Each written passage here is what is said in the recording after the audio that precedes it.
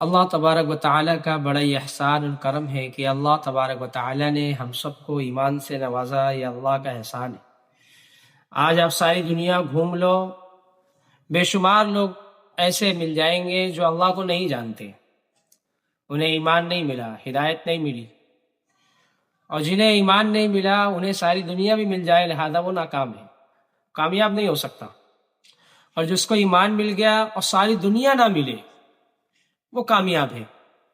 اب ایمان مل گیا، اب لہذا ایمان کی سب سے پہلی بنیادی جو فریضہ ہے وہ نماز کی پابندی ہے. نماز کی پابندی ہے. ایک وقت کا نماز چھوڑنے والا، اللہ کے نبی صلی اللہ علیہ وسلم نے فرمایا کہ وہ ایک حکم جہنم میں جلے گا. صحابہ نے عرض کیا کہ اللہ کے نبی صلی اللہ علیہ وسلم ایک حکم کیا ہوتا ہے؟ اللہ کے نبی نے فرمایا ایک حکم 2,88,00,000 برس جہنم میں جلے. آپ سوچو، آج باپ میں نماز کے بارے میں اتنا کیوں کہتا ہوں؟ نماز ایک فریضہ، یہ اللہ کا حق ہے. آج باپ بیمار ہو جائے بیٹا پریشان ہو جاتا ہے، بیٹا بیمار ہو جائے باپ پریشان ہو جاتا ہے، بھائی بیمار ہو جائے ماں پریشان ہو جاتی ہے، سارا گھر پریشانی کے عالم میں گزرتا ہے. وجہ اس کی یہ ہوتی ہے کہ میرا بچہ کسی بھی طریقے سے صحیح ہو جائے، میرا بیٹا کسی بھی طریقے سے صحیح ہو جائے، میرا باپ کسی بھی طریقے سے صحیح ہو جائے. کیوں؟ یہ محبت کا تقاضا ہے. لیکن اصل محبت کا تقاضا یہ ہے کہ اس کی زندگی میں نماز ہو. اصل محبت کا تقاضا یہ ہے کہ اس کی زندگی میں اللہ کا دین ہو.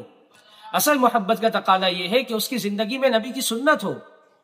یہ بالکل بھی کوئی فکر نہیں کرتا. بچے کا کالج ہو 5 بجے کا، بچے کو جگایا جاتا ہے، بچہ کالج نہیں ہو فجر میں نہیں جگایا جاتا. آپ دیکھو حالت یہ آ چکی ہے. اگر اس کا بچہ یا اس کا باپ بے نمازی کی حالت سے اس دنیا سے چلا گیا تو قبر میں اس کا کیا مسئلہ ہوگا؟ محشر میں مقام میں اس کا کیا، اس کے ساتھ کیا برتاؤ کیا جائے گا؟ بیٹا ہے باپ کا گریبان پکڑے گا کہ میرے باپ نے کبھی مجھے نماز کے لیے نہیں کہا. یہ فکر کی بات ہے.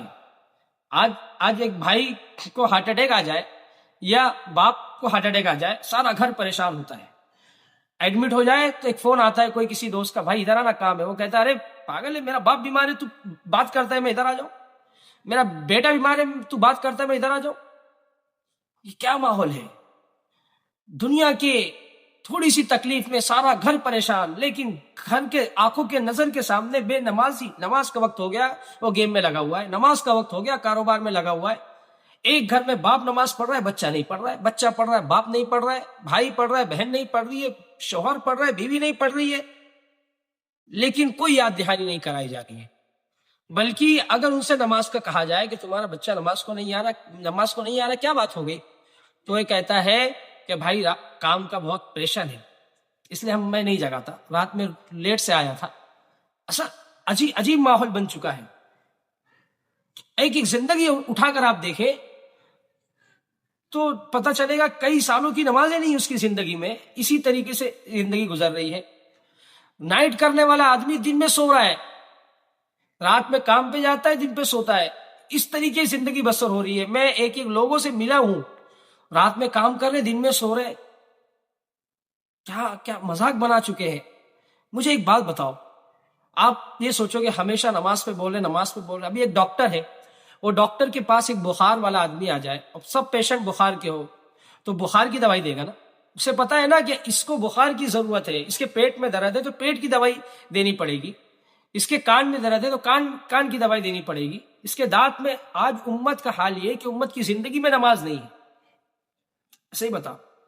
ابھی رمضان آئے گا، رمضان کے بعد عید آئے گی، سارے مسجد لوگ ٹرسٹی بیٹھیں گے اور یہ مشورہ کریں گے کہ بھائی کیا کر لیں، 3 نماز کر لیں، یہ روڈ بلاک کر لیں، دوسری جماعت کر لیں. کیوں؟ مسلمان آ رہا ہے نماز پڑھنے.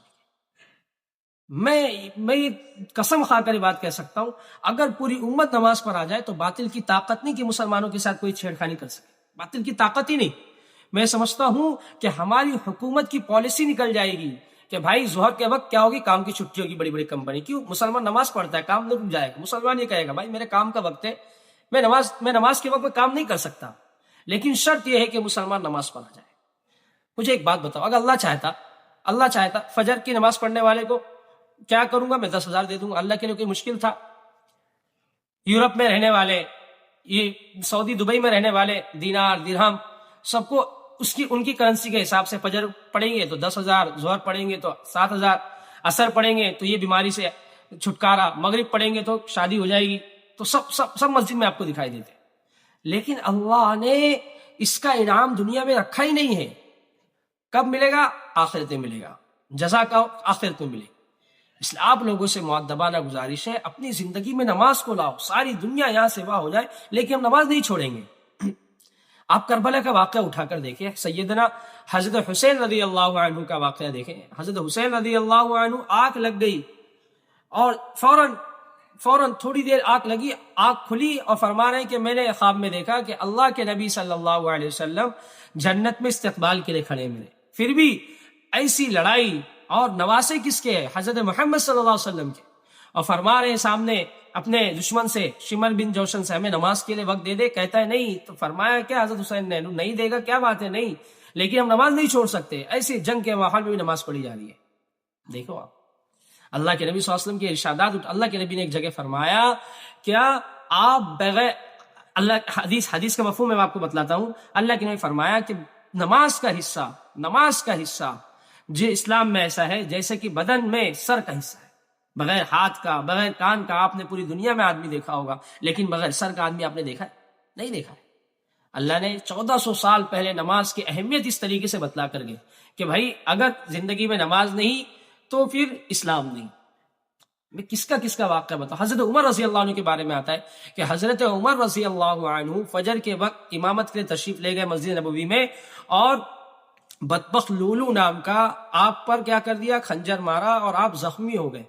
اور زخم ایسا، پھر بھی حضرت عبد الرحمن بن عوف کو مصلی پر کھڑا کروا کر نماز کے بعد جب ان کو لے کر آئے گا گھر، تو خون بہ جانے کی وجہ سے حضرت عمر رضی اللہ عنہ بے ہوش ہو گئے. ہوش نہیں آ رہا ہے. صحابہ نے انہیں نماز کی فکر دلائی کہ ان کو نماز کو کہا جائے. کان میں کہا گیا، اے امیر المؤمنین نماز کا وقت ہو گیا. فوراً اٹھ کھڑے ہوئے اور فرمایا کہ اس کا اسلام میں کوئی حصہ نہیں جس نے نماز چھوڑ دے. بتاؤ، بے ہوشی کی حالت میں بھی نماز کو اس طریقے سے پابندی سے اپنی زندگی میں رکھا. اور اس طریقے سے رکھنے کے ساتھ ساتھ پھر اللہ نے کیا دیا، ایسی کامیابی دی، کامیابی دی. میں کیا بتاؤں، ساری دنیا، یہاں تک کہ دنیا میں ہی رضی اللہ عنہ کہ اللہ ان سے راضی ہے سرٹیفکیٹ اللہ نے سنا دیا. تو نماز نہیں چھوڑنا میرے بھائیو. نماز کو ایسے مضبوطی سے باندھ لے کہ ایک گھر میں ایک بندہ نماز پڑھنے جا رہا ہے، دوسرے کو کہے بھائی نماز کے بغیر اس گھر میں نہیں چلے گا. باپ پڑھ رہا ہے بیٹے کو، بھائی نماز کے بغیر اس گھر میں گزارا نہیں ہوگا. بیوی پڑھ رہی ہے آدمی کو، نماز کے بغیر اس گھر میں گزارا نہیں ہوگا. شوہر پڑھ رہا ہے بیوی کو کہے بھائی نماز کے بغیر اس گھر میں گزارا نہیں ہوگا. کیونکہ نماز نہیں چھوڑی جا سکتی. سب کچھ کام یہاں سے وہاں ہو جائے لیکن نماز کو نہیں چھوڑنا.